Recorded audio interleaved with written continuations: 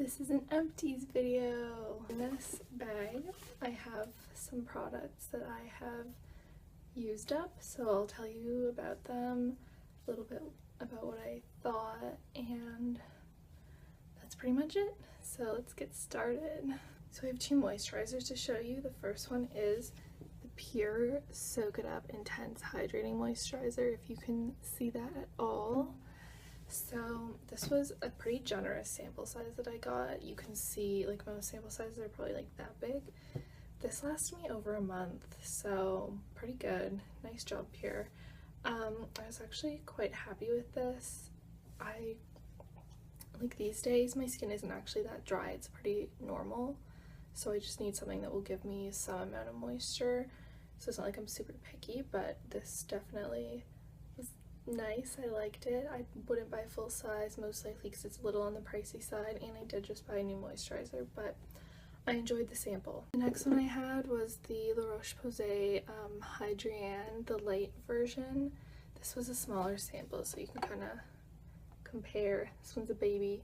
This lasted me like 4 days or something.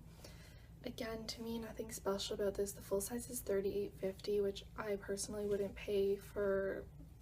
I mean, it does the job, there's nothing wrong with it, but I would not pay the full size.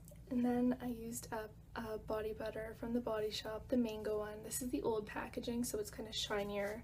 The new ones are matte, which I think are really nice, but I've had this for a while, so I've just kind of been trying to use it up. Some of them have a bit of a thicker texture. Like, I know the coconut one, which I love, is very thick. This one's a bit on the more, not watery, but it's less thick in consistency. So I find that it's just a bit of a lighter kind of body butter. Some of them kind of like the olive one I like, but it stays on your skin for a long time, and this one soaks in better. I have another one of these ready to go. I just like hoard body butters because they go on sale all the time. So yeah, I will definitely be continuing to use, well, I'll finish this one up and then start the new one. I have technically four mascaras. So the Falsies Flared. If you know me, you know that I love this mascara, but it really makes my eyes hurt. It's scented and my eyes just can't deal with it. So I did buy a new one before I kind of figured out that it was not really working for me, so I went through it. I love it, but I'm not going to buy it again. Partially just because I have like a bunch of samples of higher end mascaras, so I'm just kind of living off those for the time being, but I don't think I'll be buying this one even when I have to go back to buy my own mascara. And I don't have the tube, but I also used up it's like one of the Falsies spin-offs, but it has the blue writing on it. I found it really watery. I prefer a bit of a drier mascara formula. It wasn't my favorite. It clumped a little too easily, but whatever, I used it up. I won't be buying it again. I think it's being discontinued anyway. Also from Maybelline, who they really make good mascaras. I have One by One from the Volume Express line. I really like this one. I might repurchase it. It's not super dramatic volume or length, but it just adds some nice definition without getting clumpy. For bottom lashes, I picked this one up again. Or CoverGirl Lash Blast Fusion, which is such a tongue twister to say. Lash Blast Fusion. There's too much like Anyway, again, this one's great for definition. This does not clump. This is like the least clumpy mascara I've ever used, and I really like it. I wish that I, had more of it. I could just go buy more, but like I said, I have a bunch of mascara going right now, so can't really justify it at the moment, but really good. This is the first CoverGirl mascara I used, and I was favorably impressed. The packaging is really ugly in my opinion, but pretty much all drugstore mascara packaging is gross. I don't know why they can't just make it thinner and less crazy colors, but whatever. That's just my aesthetic opinion.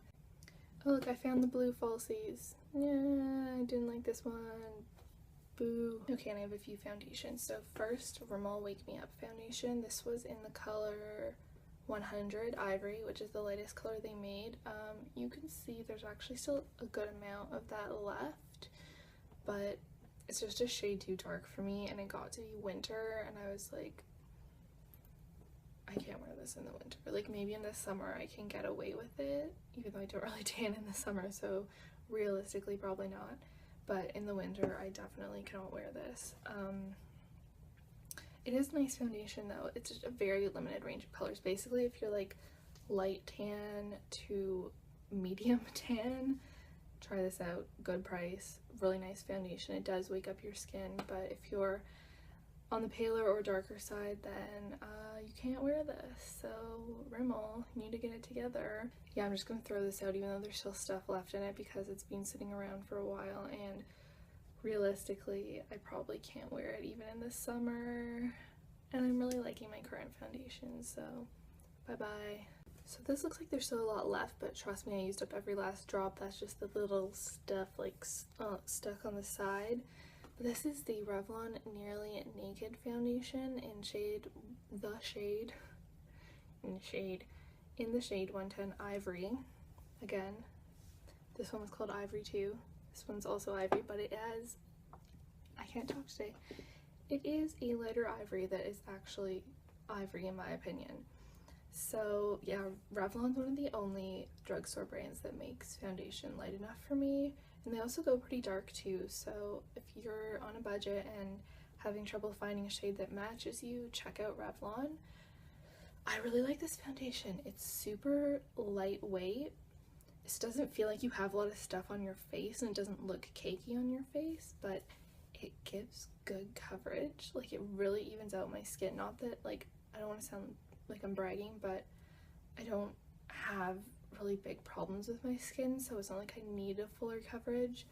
But I'm always surprised at how much of a difference this makes, because like I first put it on and I'm like, this is not this pretty sheer, and then I kind of look at myself when I have my whole face in and I'm like, wow, my face looks good now. So I do have another bottle of this on the go.